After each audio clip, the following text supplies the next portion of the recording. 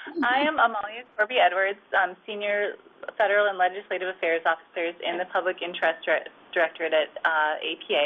I'm going to have Efua and Micah introduce themselves before we head into the presentations. Sure. I'm Efua Andoh. I'm the Assistant Director for Communications and Special Projects for APA's Public Interest Directorate. Hi, everyone. Micah Haskell-Hoehl, Senior Policy Associate in APA's Public Interest Government Relations Office and Administrator of the APA Congressional Fellowship Program. Okay, so our presentation today is called Now Tweet This, Harnessing Social Media to Translate Social Science into Action. What we're going to do is give you a little bit of an overview of APA government relations, which you probably have had already, so we're not going to dwell on that. And then Efua is going to take it away and talk about her issue of expertise, which is all things social media. And then Micah and I are going to give you a couple of case studies on how we actually use these platforms to use in our work.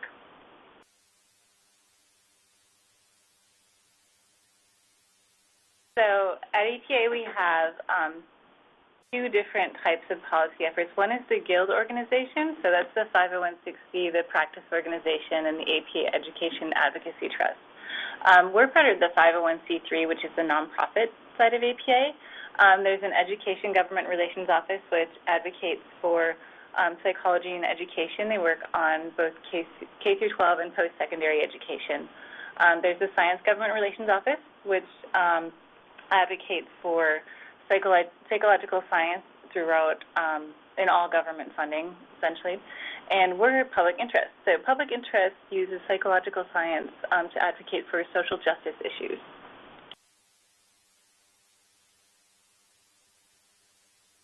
Here are some of the things we think about when we're developing the APA Advocacy Agenda. We think about the consistency with our strategic plan, whether or not our members have recognized expertise on the policy issue, which they usually do. The uniqueness and importance of our contribution. It's really important to think about what psychology has to bring to the table. And then we have to get internal support here at APA Home Office and also within the membership. Think about the prospects for success, which is a really big deal when you're working on the Hill and thinking about what Congress's priorities are and what their priorities are not. And then the availability of resources. So PIGRO, we have a lot of different issue areas that we work on. My issues are children, youth, and families, violence prevention, and women, sort of generally speaking. Micah works on criminal justice and juvenile justice issues. We have people who work on LGBT issues, aging, disabilities, ethnic minorities, HIV and AIDS, and income inequality. I would just say that we're constantly thinking about how these issues interface with each other and sort of how they work in a cross-cutting fashion as well. Oh, yeah, there's a lot of overlap between the issues, and we're a pretty small office, so we all have to work together on them. Get to work together on them. So here's some of the things you have to think about when you're going up to the Hill or talking to policymakers. Member of Congress has a lot going on. They're thinking about all the technical reports that are coming out from D.C. outlets. They're thinking about getting reelected. They're thinking about aligning with their political parties. They have to manage a personal staff. And then they have their own personal agenda and life experiences to bring to the table. And so when you're communicating with policymakers, you really have to think about how you're going to draw from their experiences to get their interest in your issue. There are several ways to communicate with policymakers. We sort of have broken them down into three different ways. Indirect communications, one-way and two-way communications. So indirect communications are letters to the editor, op-ed letters, and press releases. We've been pretty good about getting press releases out on the APA website, the main website recently. We did a press release for the first anniversary of Boko Haram. Some of the more recent ones. Nothing comes to mind. No. All right. That's right. We will have several press releases coming out once the Supreme Court rules on same-sex marriage and on the ACA.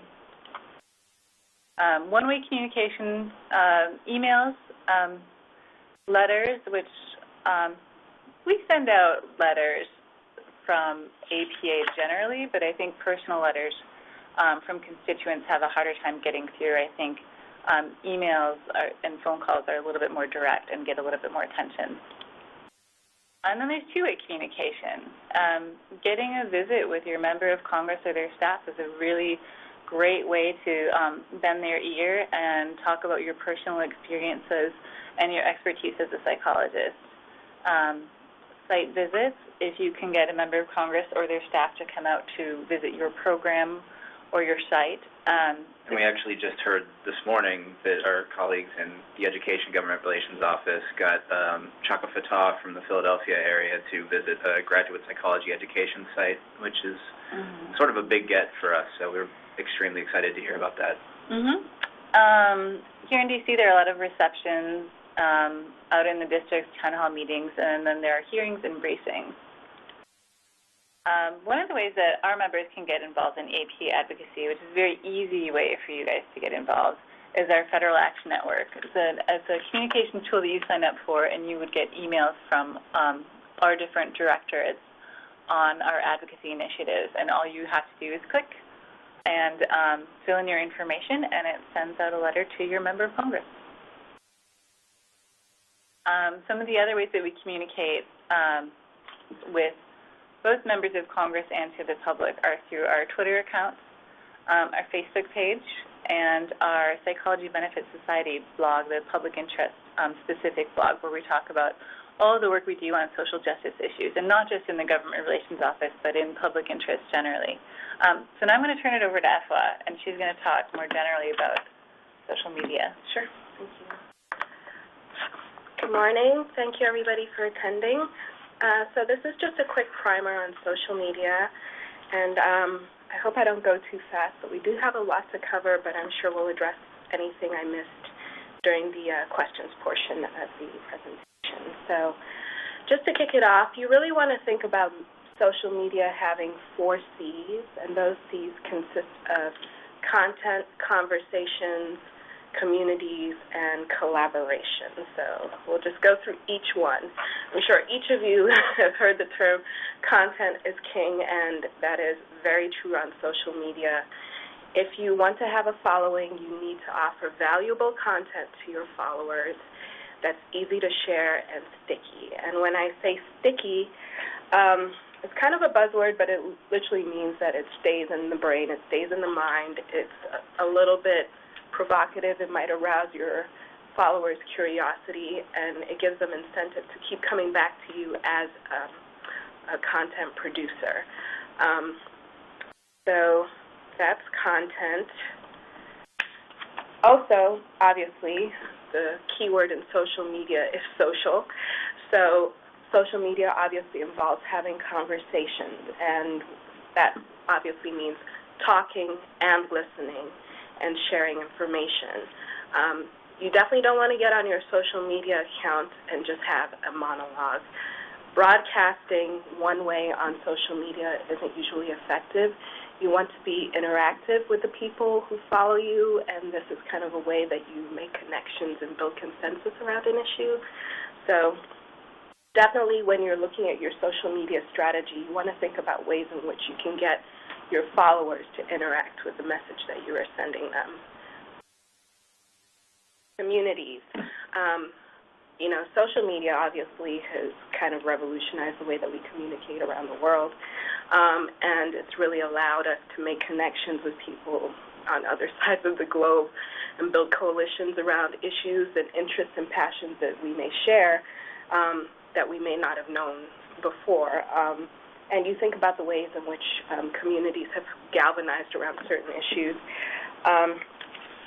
It's really been remarkable from everything, from the Black Lives Matter, sort of campaign that's kind of really brought the issue of policing and interactions with communities of color to, Yes All Women, there are a whole range of issues that people talk about on social media. And the last thing is collaboration. And so when you sort of bring these passions together, you also kind of think about ways to solve problems. A lot of these conversations that happen on social media, people kind of come up with strategies to how do we tackle these issues. And obviously, that's very key to your work as an advocate on various social issues. You know, a number of platforms have, you know, tools that you can use to communicate, you know, with Twitter. Obviously, there's the direct messaging tool, which I hear in July is going to actually allow you like a 10,000 character limit to send direct messages to individuals, and some of whom you don't have to follow directly yet.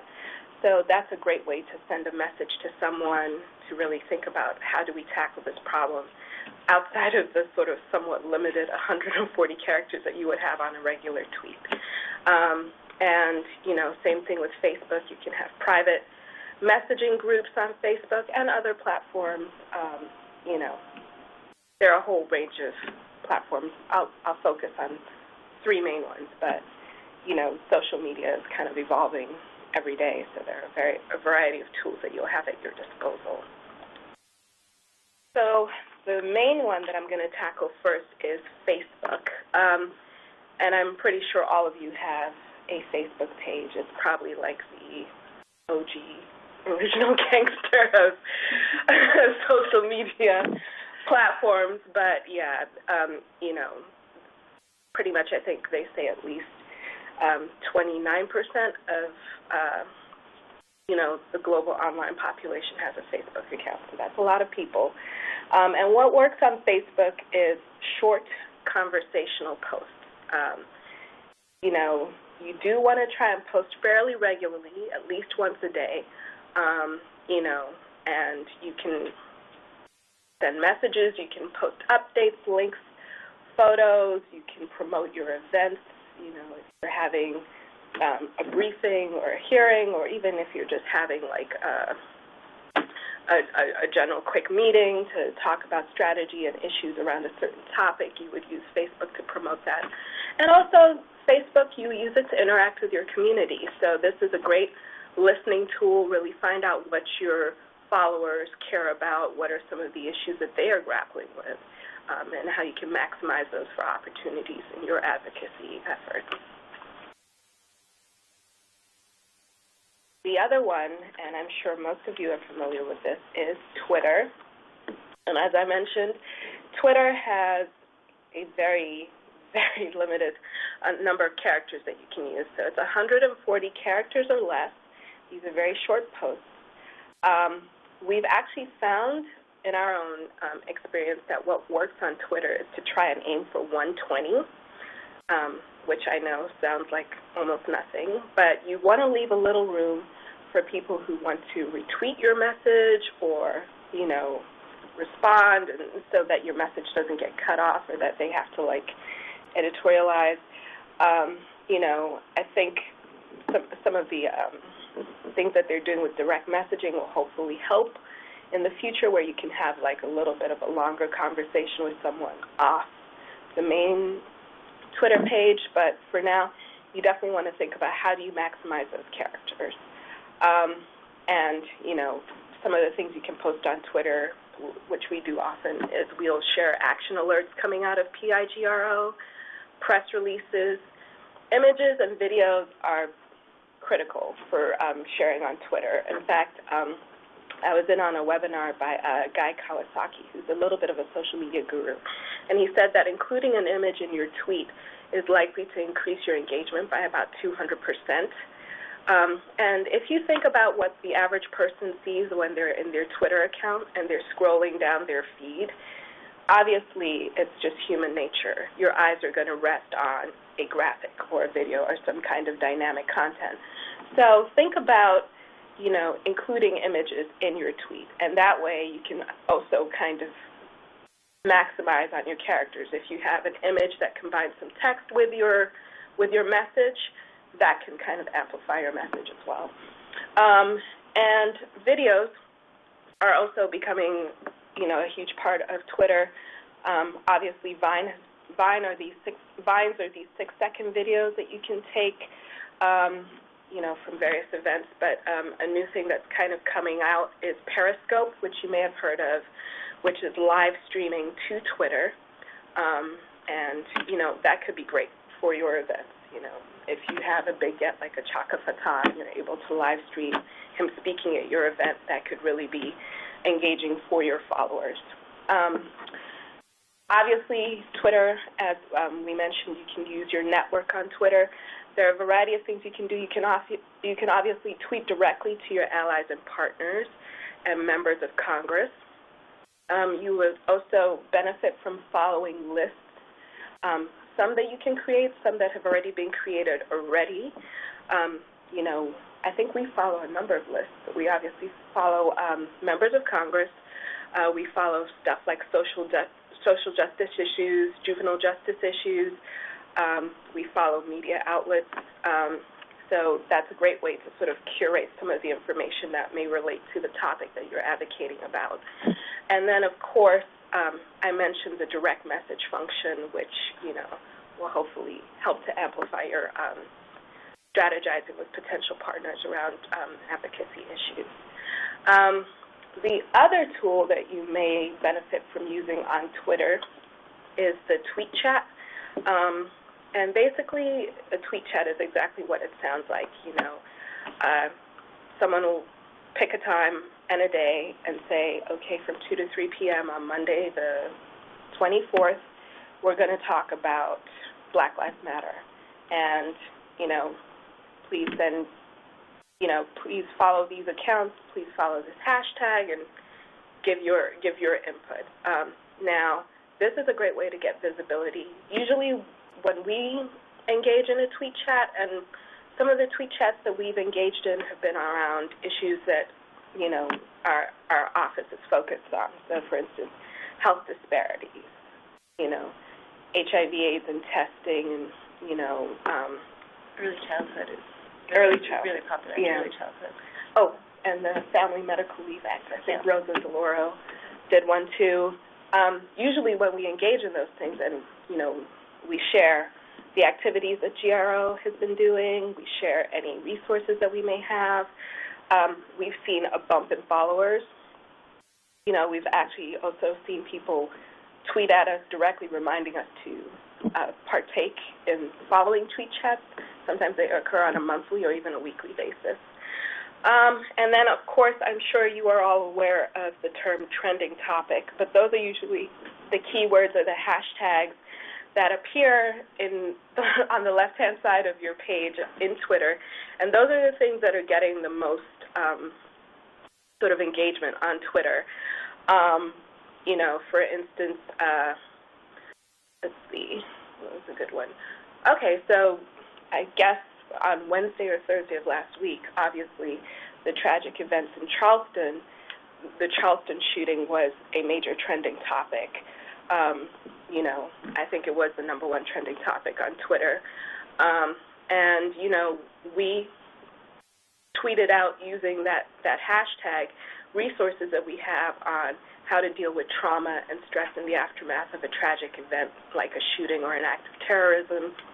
We also tweeted out articles related to, how to sort of grapple with some of the issues around hate crimes and the psychology of hate. So definitely you want to try and take advantage of trending topics to highlight the work that you're doing specifically on an issue that you care about.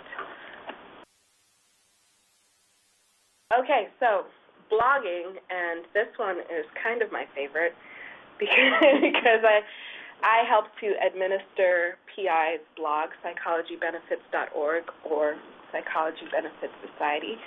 And blogging is probably the longest existing social media format. I guess probably since the early 90s, people have been blogging. And basically, it's just a platform. There are a variety of different platforms, from WordPress to Blogspot to Tumblr, to where you basically can just write, a brief article. Well, as long as you want, but briefer is better, on a specific topic. So you have a longer format. You have hundreds of words here to expand on your message.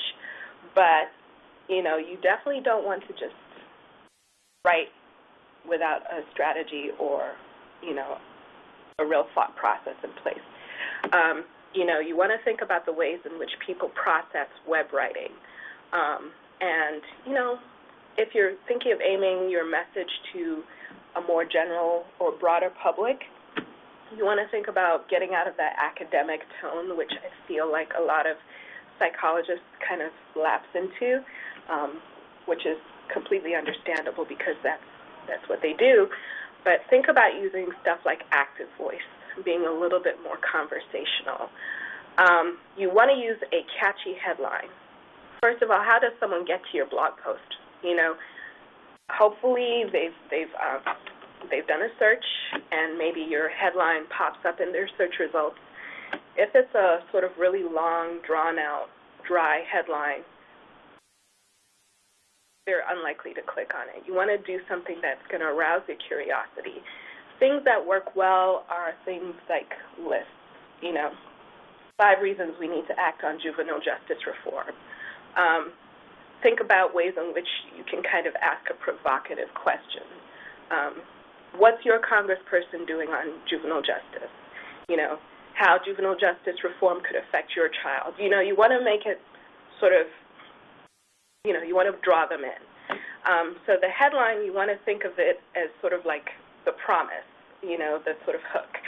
And then when they click on it, you want to keep them there. So think of including an intriguing or provocative opening statement.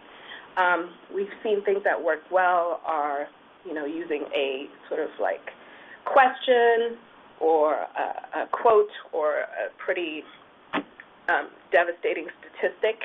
Like, I'm making this up, of course, but it would be like, did you know that X number of youth in juvenile justice facilities, you know, are trapped there for, I don't know, Micah, I'm making this up. You know, you could give like a pretty provocative statistic about what's happening what's at stake.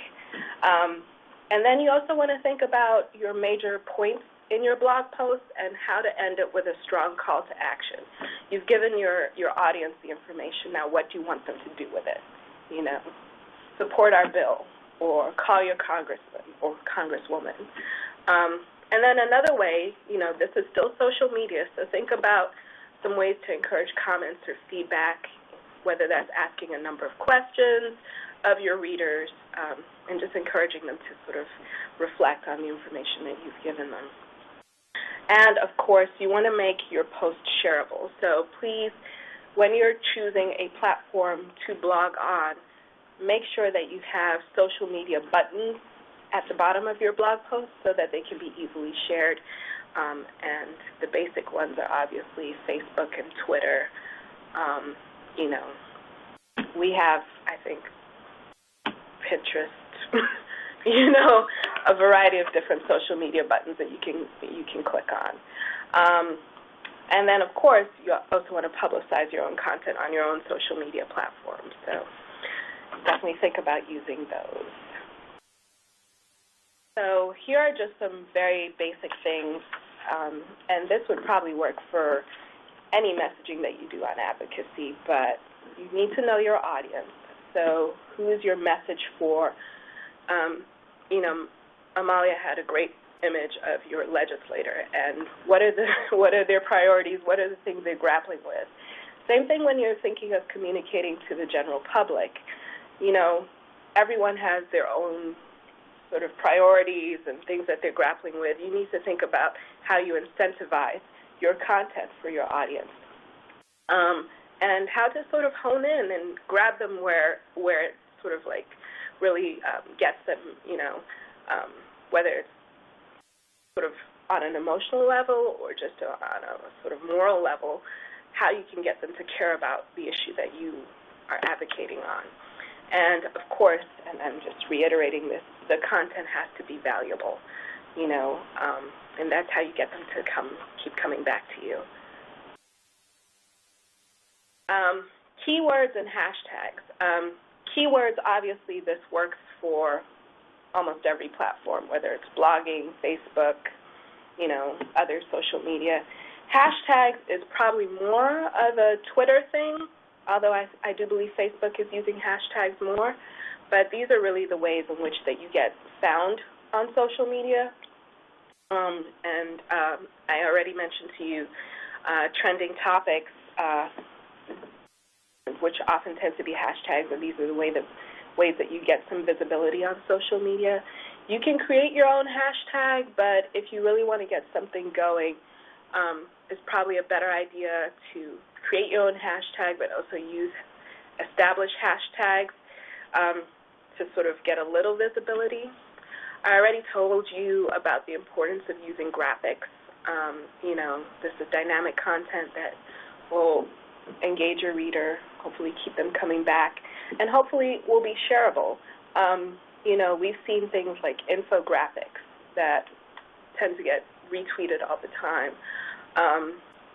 Even something as basic as we tweeted out a couple months ago a sort of little graphic sort of comic strip about mental health and stigma, about the ways in which people talk about physical health, the ways in which if people talked about mental health the way they talk about physical health, and showing the different approaches people have. And that one took off like I wish we had planned it. It just hit a nerve, and it got retweeted almost 100 times by our followers.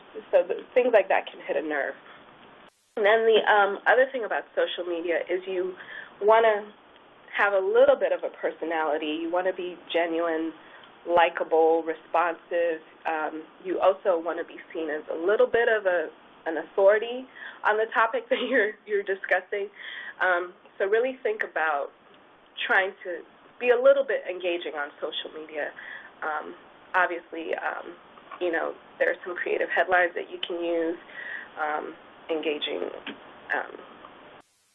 language that you can use in your tweets and in your blog posts and your Facebook posts.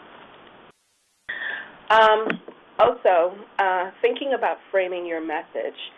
I found this really helpful because I feel like for scientists or social scientists, sort of changing the way they approach their messaging for social media, you have to kind of flip what you usually do. So usually when you're writing for an academic outlet, you have to give the background, the supporting details, and then present your results and conclusions. That doesn't work for social media, especially when you're just communicating to a broader public. You kind of have to give them the bottom line first, and that's how you grab them first. What is the issue? So what? How does it affect me or the issues that I care about? And then hopefully if they're still around and still listening to you, maybe you can give them a few supporting details. So I would definitely say focus on communicating the bottom line, in your social media outreach as much as possible. So I know that it can seem a little overwhelming, when you first get on social media and you have all this information you're inundated with, and you may need a few tools to kind of make your life a little easier. So one thing you can do is try and curate your content. I mentioned to you the importance of using lists on Twitter, but you can also use an RSS feed or an aggregator. And when I say aggregator, it's pretty much a tool like Feedly or, I guess, Google Alerts. Do they still do Google Alerts? I usually do Feedly now. But it's a great way to sort of just like curate your content around specific topics and issues. And that way you can kind of see who's talking about the issue that you care about, and which content might be really sort of burning up on social media. The other thing you can do is to schedule your posts. There are a variety of dashboard tools like Hootsuite, TweetDeck, Buffer, that you can use to schedule your posts ahead of time. So we're all busy individuals. If you want to try and schedule like maybe a 10 to 15-minute block of time at the start of your day, and you can schedule your social media posts to go out throughout the day so that you don't have to think about it at like, 2 p.m., threats. I have to schedule the action alert on X, Y, or Z issue. Shortening your links.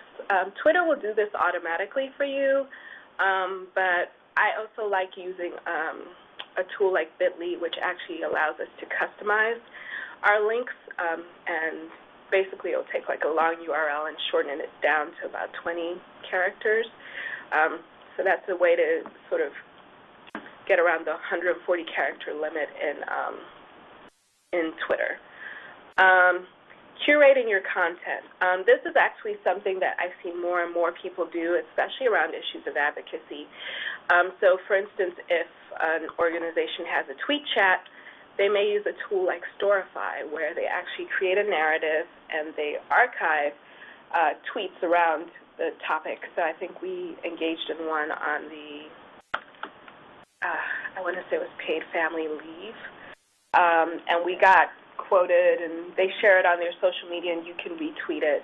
But you can also create your own, and others can follow it. And so that's a great way for people to sort of see what you've done in the past, what resources you may have to offer. Because platforms like Twitter can seem a little bit ephemeral, like you're tweeting into the abyss a little bit. But, you know, curating your content, you can kind of give it a little bit of a permanency. I already mentioned the importance of using graphics, and there are a couple really good free image editors out there. You know, not everybody can afford to, like, buy Photoshop, so I'll list a couple tools that you can use. And you guys are all scientists, so you know the importance of looking at your data. Twitter, Facebook, they all offer really good insights and analytics on your data. You can kind of see when people are engaging with you most, like what times of day, and that can inform your strategy about when's the best time to put up, you know, our newest post. You can also see, you know, how many retweets, how many likes, how many shares that your content is getting. And then, you know, there are also other tools that you can use, which I'll talk about, but you can also get an idea of how people are reacting in terms of the emotional content that you post. I'll discuss that in a little second. So, as I mentioned, these first ones, Hootsuite, Buffer, and TweetDeck, those are your dashboard tools that help with scheduling posts. And some of them, actually, I think all of them have pretty good analytics packages built in, so you can kind of see what's worked in terms of your scheduling and how much engagement that you've had. As I mentioned, bit.ly.com is a URL shortener that I use often to customize links. So I would recommend that. Storify we use to curate some of our tweets. I think we did an advocacy day with Psych on the Hill last year with Roberta, right? So she basically had a variety of grad students and other psychologists meeting with members of Congress, but they also were tweeting, and we curated all their tweets using Storify. Canva and PicMonkey are these free tools that you can use for image editing. Social Mention and Topsy are these great search tools that you can use to sort of check on a topic and see what kind of, you know, reaction it's getting. So you can search yourself to basically see. They'll actually, on Social Mention, they'll give you like a sentiment score to see how positively people are reacting to your social media handle or to some of the topics that you're tweeting about. Topsy is a great way to see what's trending over time. So, for instance, if I had done a Topsy search on the Charleston shooting on Wednesday, I would probably have seen a large spike in the search results on Topsy, and maybe now it's kind of tapering off a little bit. SumAll is also an analytics tool that we use just, you know, to check on our tweets and how they're doing, and also to see how we're doing with our followers and what periods of the day our engagement is the best.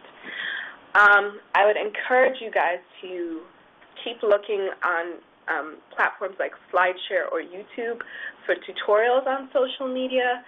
there's a lot of information out there, you know, and social media is evolving all the time. So I don't know, you know, there are new platforms being created all the time, and if you want to dig in and find out what's the best way to use this platform for your advocacy, some of these places may have great tutorials.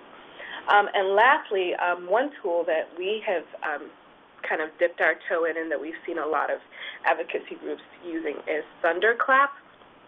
And basically, it's a way to recruit members of your social network to all tweet or Facebook about a specific topic or issue at a specific time of day on a specific date. And that way you can kind of try and get something trending. So one thing that we've done recently is we've done a Thunderclap for HIV Testing Day, which is coming up on the 27th, and hopefully we will get, you know, HIV Testing Day resources trending. And, you know, it's very easy to set up. So if you had an advocacy issue that you wanted to try and garner attention, you could create a Thunderclap and ask members of your social network to subscribe and all tweet out or Facebook out your message at the same time. So I think that's it for me. I'm going to turn it back over to Micah. Amalia. Amalia. Okay. I just have a couple of slides on that are issue specific to sort of give you an example of how we've used some of these tools in our work at PAGRO, and then Mike is going to go more in depth on his issue. So over the past year and a half, we've done a lot of work on human trafficking.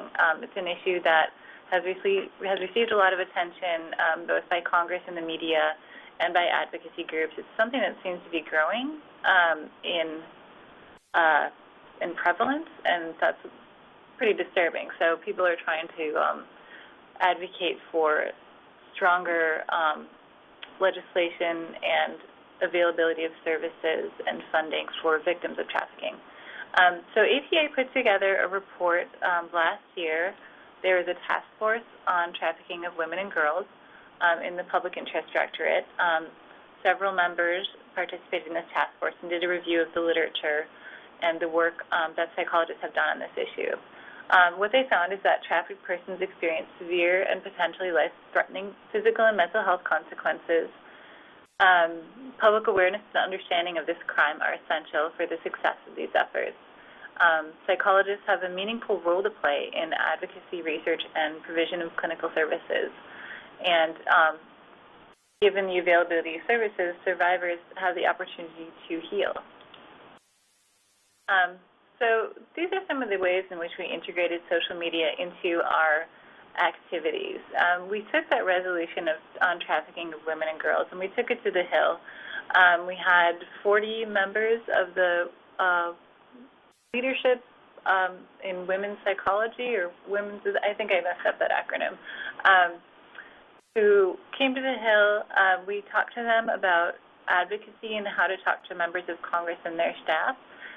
We sent them up with specific pieces of legislation that we were supporting and copies of our trafficking report. During the Hill Day, many of the psychologists tweeted. Efua tweeted many times. I'll show you an example of one of those tweets that we sent out. We used the hashtags that are being commonly used for trafficking, which is, you'll see down here, the end trafficking, human trafficking. There are several other ones, and how we found those was just by going on Twitter and doing a search using a couple of keywords and kind of seeing what the most common uses of the hashtags were and who was using them and making a decision based on that. We also put out a fan alert on the International Violence Against Women Act, advocating for passage of that, and also advocating for Congress to ratify the UN Convention on the Elimination of All Forms of Discrimination Against Women. These few issues are sort of long-standing issues that APA is supporting, but it's a long slog working with Congress, and hopefully we'll see some progress in the next few years. We have seen progress in Congress on trafficking legislation, and they did pass the Justice for Victims of Trafficking Act earlier this year. there is a youth-focused bill, Runaway and Homeless Youth and Trafficking Prevention Act, that we're hoping to see more action on later on this year.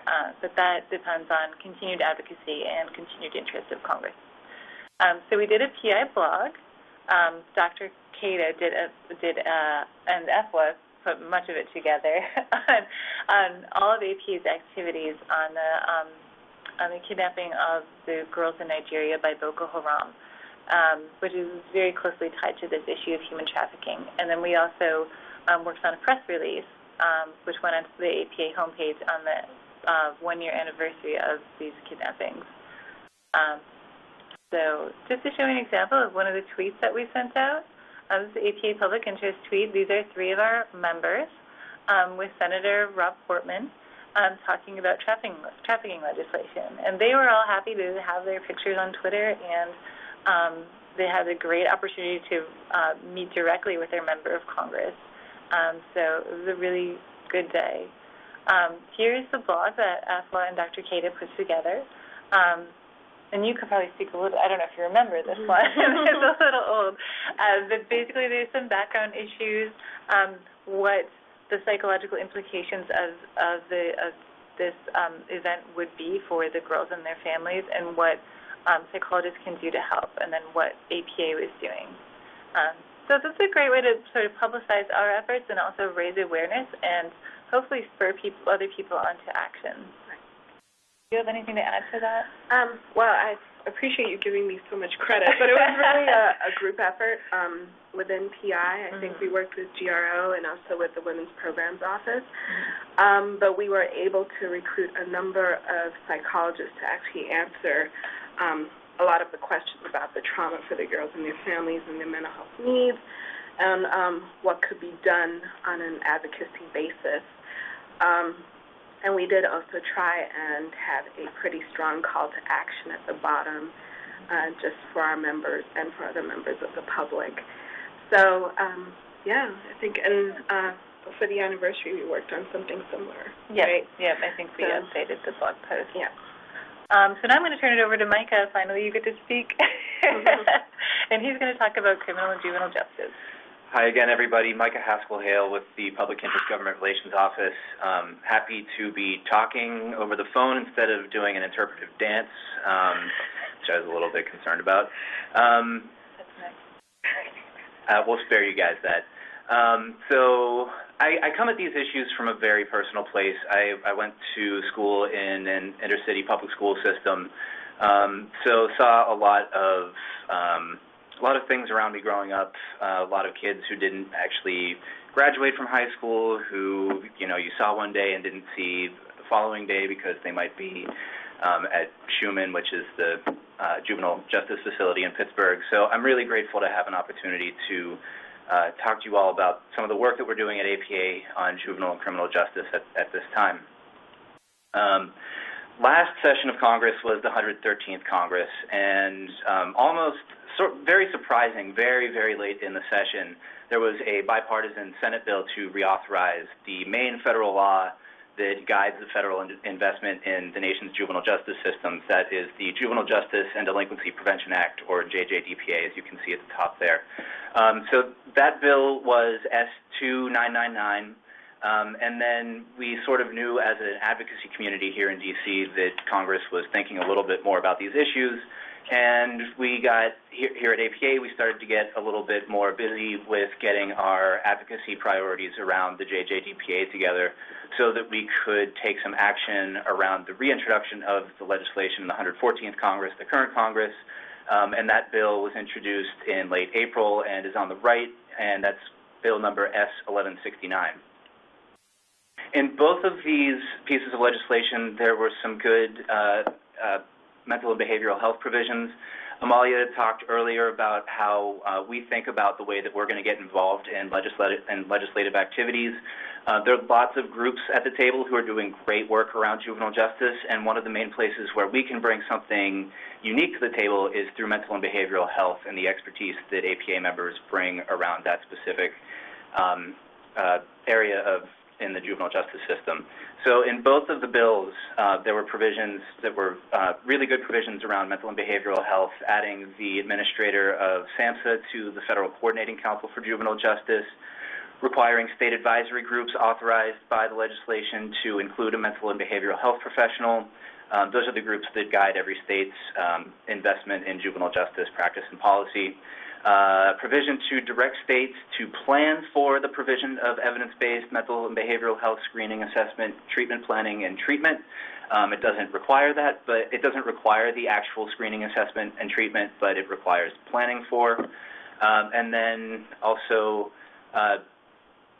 a more robust federal portfolio of training and technical assistance to state and units of local government around mental and behavioral health, and then also a mandated federal study on the prevalence of mental and behavioral health needs pre- and post-placement in the juvenile justice system and the effects of confinement on mental and behavioral health. Something that we saw in S-2999, as well as the legislation that had been introduced in the prior two sessions of Congress in the Senate, that was missing from S-1169 when it was introduced in late April, was a big section of the bill that would have created a new incentive grants program that would have done a number of innovative things around the issue of mental health and juvenile justice. It would have, just going down the list on the right here, funded innovative projects at the state and local level for juvenile justice and mental health agency partnerships, supported diversion for those with mental and behavioral health needs, supported hiring and retention of mental and behavioral health professionals, set parameters on the use of funds to help ensure that grantees use practices that are evidence-based, require grantees to meet specified minimum ratios of mental and behavioral health professionals to the number of juveniles that were in any facility. And then also there was a provision in the requirement section that APA was successful in having included around ensuring better protections for youth around inappropriate prescribing of psychotropic medication, and also reporting of data on prescribing of psychotropic medication in the juvenile justice system. So we took a step back and thought about how we could come up with some legislative priorities, since it was obviously politically not possible to get this mental health incentive grants program put back into the legislation based on our conversations with Senate staff.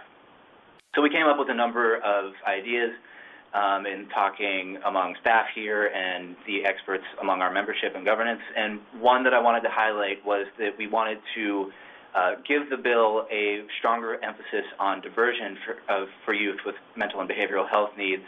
And a couple of the specific ways to implement that were to create a new purpose for the law around diversion, to include diversion in the area of the state plan where there's actually some money that has to go along with it. It wouldn't mean states would have to do the practice, but it would be included in the list where the funds are specifically available.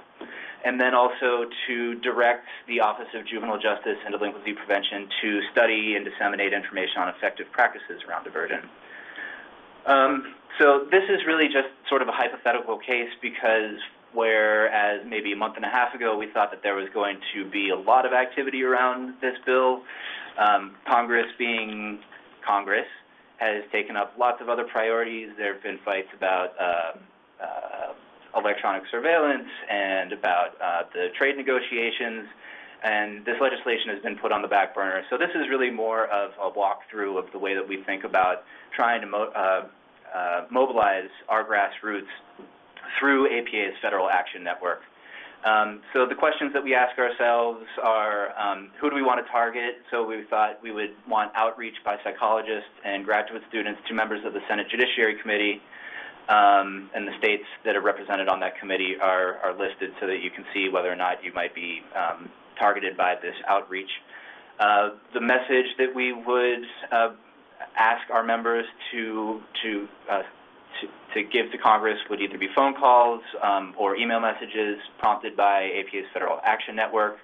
When at the committee markup process, which is when the Judiciary Committee would scrutinize the legislation and then suggest amendments, and the hope would be that there would either have been changes to the original bill that would be put into the new bill that would be considered at that time, or APA might even be effective at finding a champion for mental and behavioral health diversion who could introduce an amendment, and then we could specifically ask our Federal Action Network members to ask their members of the committee to support the amendment.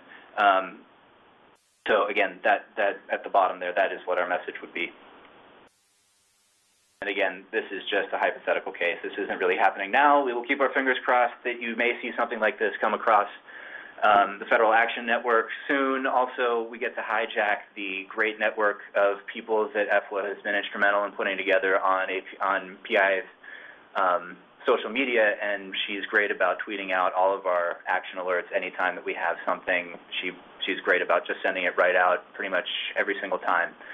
We also try to have our action alerts circulated over the APAG's Facebook page. That's another main area where we get a little bit of profile from time to time. So since the JJDPA advocacy piece hasn't panned out yet, I wanted to also give you a very small concrete example that happened just last week. Timing couldn't have been better for the webinar today. And this is actually a bill that has not been introduced yet. It's in the House. It's called the Safe Justice Act, and that stands for Safe, Accessible, Fair, and Effective Justice Act, and it's a bipartisan bill. We don't actually know a ton about it except an APA member who used to help run the COPS office at the Department of Justice has been talking with the offices and also the advocacy groups who are pushing this legislation about the provisions in it, and she was alarmed to find out that Section 553 would provide support for social workers and psychiatrists, but not psychologists, to focus on inmate release preparation. So she reached out to us to ask if we could do anything about that. And what we did was we stepped back and thought about what can we do. We decided our office would reach out directly to the sponsors, Representative Sensenbrenner and Bobby Scott, and then reach out to to Division 18 members, specifically the Criminal Justice Section, to ask them to reach out to the House Judiciary Committee to see if we could find support for adding psychologists to this provision. Here is the action alert that we set up. This was sent out not over the Federal Action Network. Actually, it was sent out only over the Division 18 section on criminal justice listserv. This is something that we can do for smaller little projects that have a very targeted focus, and we don't want to circulate it as widely to the 2,000-3,000 folks that we reach out to when we send one fan network wide. So it was a very straightforward, very simple ask. We just laid out the issue and then said, fill out the information below, click submit, and if some information comes up, that means that your elected official in the House is a member of the Judiciary Committee, and we'd be grateful if you would reach out to them on the phone and ask them to include psychologists in this provision. Another couple things that I wanted to just touch on real quickly as I was listening to our other presenters. One, it looked like our image for the Federal Action Network got a little goofed up, and I just wanted to provide the URL, and hopefully we can actually email out the URL again after the presentation. And that is advocate.apa.org. That's advocate.apa.org. I would strongly urge you to go there right now as we're finishing up our presentation and make sure that you sign up so you can participate in our grassroots advocacy efforts. A good collaboration recently between APA and our coalition partners in juvenile justice and my office, our office, and the PI executive office was around the gutting of juvenile justice funding and the House Appropriations Bill this year. We weren't able to set up an action alert, but one of our partners did. So Efua, when I told her what was going on, she just found an action alert, or she found a tweet about the action alert and just retweeted it. And that's a good way for us to be able to be really efficient with our time and make sure that our members can still get involved in the issues that they care about. And then finally, one resource that Amalia and I thought about last week in the fallout of the shooting in Charleston, when we saw a lot of talk about how the issues around gun violence have more to do with mental health than anything else. We were a little bit dismayed by that. And we thought that it would be really cool to have some scientists do a science AMA on Reddit. That stands for Ask Me Anything. And every week they have 2 or 3 scientists, maybe up to 5 or 6, go on and answer questions about a relevant in the news scientific topic, and just go on and field questions directly from the public without any sort of intermediary.